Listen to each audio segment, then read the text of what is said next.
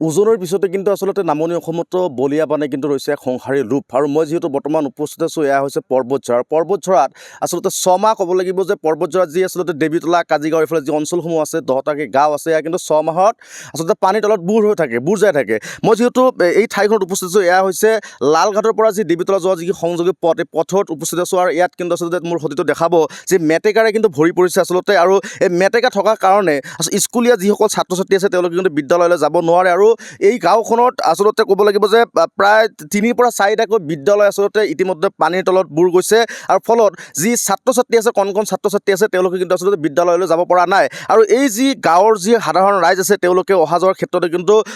ভীষণ অসুবিধাৰ সন্মুখীন হৈছে আৰু টুলুঙা নাৱৰে যদিও যাতায়াত কৰিব লগা হয় কিন্তু মেটেকাৰ কাৰণে কিন্তু তেওঁলোকে যাব পৰা নাই যিহেতু ইয়াত স্থানীয় ৰাইজ আছে তেওঁলোকে কৈছে আচলতে যে এয়া দীৰ্ঘদিনৰ পৰা এই সমস্যা আমি সন্মুখীন হৈ আহিছোঁ কিন্তু আজিৰ প্ৰতি কোনো ধৰণৰ BTR চৰকাৰ হওক বা অসম চৰকাৰ হওক তেওঁলোকে কিন্তু কোনো ধৰণৰ ব্যৱস্থা গ্ৰহণ কৰা নাই আচলতে কেনেকুৱা ধৰণৰ সমস্যা হৈ আছে আমি কিছু কথা জনাৰ চেষ্টা কৰিম আমি আপোনাৰ কাষলৈ আহিব বিচাৰিছোঁ দেখা গৈছে যে এই যি অঞ্চল আছে উজনিৰ পিছতে কিন্তু নামনিত বানৰ সংহাৰী ৰূপ লৈছে আৰু এই যি পথছোৱা আছে পথছোৱা কিন্তু মেটেকাৰে ভৰি পৰিছে কি ক'ব আচলতে সমগ্ৰ বিষয়টো লৈ হয় এইটো আমাৰ পৰ্বতঝৰা আমি 10 বছৰৰ পৰা বাৰম্বাৰ আমি মিডিয়াৰ আগত প্ৰকাশ কৰি আছোঁ যে এই যে মেটেকা যিটো সমস্যা এইটো আমাৰ মানে ডাঙৰ সমস্যা যেহেতু আমাৰ মদাতিৰ পৰা দেৱীতলা হাইস্কুললৈকে প্ৰায় 200জন ষ্টুডেণ্ট ইয়ালৈ যাতায়াত কৰে এওঁলোকে স্কুলত যাব নোৱাৰে আপোনালোকে দেখিবলৈ পাইছে এইটো মেইন ঘাইপথ এই ঘাইপথতেই যাব লাগে গতিকে এই মেটেকাৰ যিটো সমস্যা যেতিয়া পানী অলপ বাঢ়িব তেতিয়া স্কুলত যাব নোৱাৰিব আৰু বহুতখন প্ৰাথমিক বিদ্যালয় আছে ইয়াতে 6-7খনমান আছে অলৰেডি পানীত বুৰ গৈ আছে এই কোন ছাত্ৰীসকলৰ কাৰণে কিমান কষ্টকৰ যদি এটা ছাত্ৰ ইয়াত পানীত বুৰ যায় কি হৈ যাব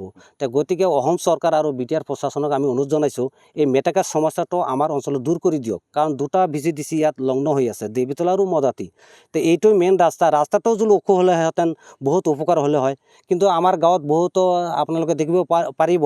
মানে গৰু ভেড়া ছাগলীৰ যিটো সমস্যা মানে গছৰ মানে পাত মানে খুৱাবলগীয়া হৈছে এই মেটেকা কাটি খুৱাবলগীয়া হৈছে এইটো এটা বহুত অভাৱ হৈছে গাঁৱে গাঁৱে ঘৰত ৰাখিব লগা হৈছে এইখিনিও যদি আমাৰ প্ৰশাসনে অলপ গাঁৱে মানে অলপ সুবিধা কৰি দিয়ে তেনেহ'লে ৰাইজৰ বৰ উপকাৰ হৈ যাব গতিকে আমি আপোনাৰ মানে মিডিয়াৰ জৰিয়তে অনুৰোধ এটাই জনাওঁ যে আমাৰ এই কয়াৰকান্দি অঞ্চল হিচাপে এইটো জনাজাত শান্তিপুৰৰ পৰা আৰম্ভ কৰি ইয়াত চিলাইবাৰলৈকে আমাৰ এইটো কয়াৰকান্দি বুলি কয় ইয়াত কেৱল মেটেকাৰেই সমস্যা আৰু এই যিটো আপোনালোকে পানী দেখিছে এইটো মেইন চিলাই নদী এই চিলাই নদীতো অলপ খননৰ প্ৰয়োজন আছে আমি বহুতবাৰ আন্দোলন কৰিছোঁ কিন্তু আমি একো ফল মানে পোৱা নাই গুৰুত্ব দিয়া নাই গতিকে আপোনালোকৰ এই সুযোগতে আমি ইতিমধ্যে আমাৰ ৰিবনি ভিলেজ 9-10মান আছে অলৰেডি পানীৰ কবলত পৰিছে চাৰিওফালে পানী টুলুঙা নাৱেৰে অহা যোৱা কৰিব লাগে বজাৰত গ'লেও টুলুঙা লৈ যাব লাগে এনেকৈ আমাৰ 6 মাহলৈকে ইয়াত এনেকৈ থাকে এই 6 মাহ থকাৰ মেইন কাৰণটো হ'ল যে চিলাই নদী খননৰ প্ৰয়োজন যেতিয়া চিলাই নদী খনন হ'ব তেতিয়া 6 মাহ নাথাকিব তেতিয়া আমাৰ এটাই সমস্যা থাকিব মেটেকা গতিকে মেইন এতিয়া আমাৰ প্ৰব্লেমটো হৈছে মেটেকা আমি চৰকাৰক অনুৰোধ জনাইছোঁ যাতে মেটেকাটো অনতিপলমে যাতে এইটো সমস্যা সমাধান কৰি দিয়ে কোন ছাত্ৰ ছাত্ৰীসকলৰ মানে সুবিধাৰ্থে আৰু স্কুলীয়া ছাত্ৰ ছাত্ৰী যাতে ভালকৈ যাব পাৰে আৰু বহুতো মানে ডেলিভাৰীৰ সমস্যা থাকে এই ৰাস্তাতে কেনেকৈ যাব চিন্তা কৰক চৰকাৰৰ ফালৰ পৰা এটা কিবা দিছে কিন্তু সেইটো নাও চলাব নোৱাৰে আমি টুলুঙাই যাব নোৱাৰোঁ আৰু চৰকাৰে যিটো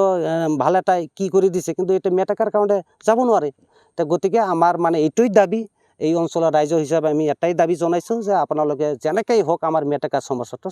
সমাধান কৰি দিব লাগে কিমান দিনৰ পৰা পানী হৈছে এইটো আমাৰ 2 মাহ হৈ গ'ল ইতিমধ্যে 2 মাহৰ পৰা আৰম্ভ হৈছে এতিয়ালৈকে কোনো জনপ্ৰতিনিধি অহা নাই আমাৰ না এতিয়ালৈকে অহা নাই এই চাগতে আপোনাৰ মিডিয়াৰ চাগতে আমি